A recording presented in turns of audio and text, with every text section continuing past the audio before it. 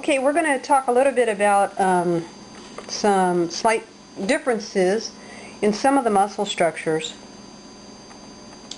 And in your book, you're going to find some animals have what's called this very large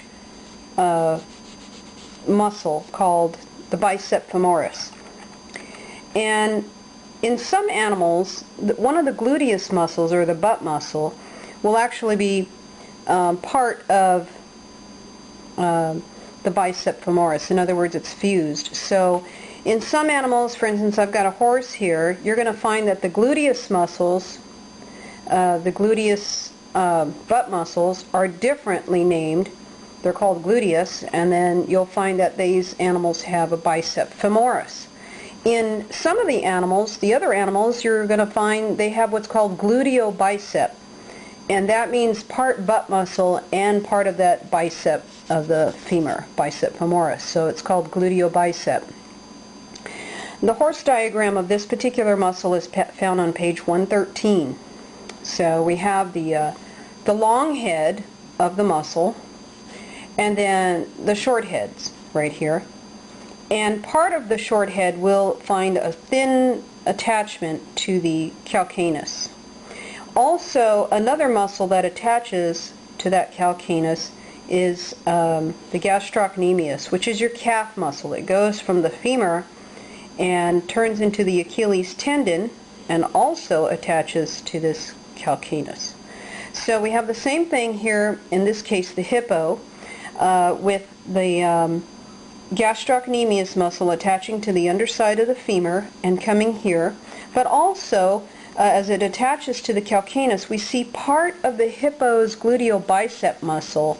Actually, one of the heads has a filament that comes down and attaches to calcaneus.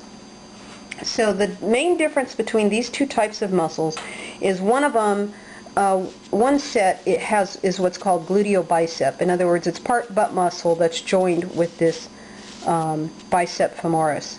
And then in other animals, you're going to find that the bicep femoris is distinctively separate from butt muscles. Okay? In some of the animals you find, like the hippo, with the gluteobicep combination, you're going to find exists with like the ox or the camel, the deer, giraffe, and the pig.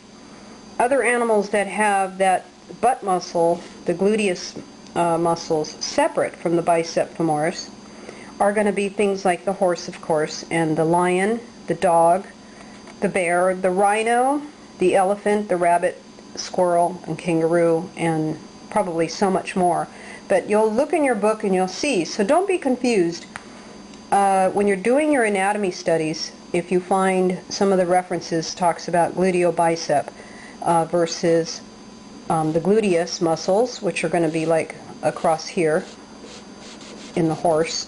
You'll have gluteus medius and gluteus superficial, or gluteus maximus, and then it'll show the bicep femoris quite separate.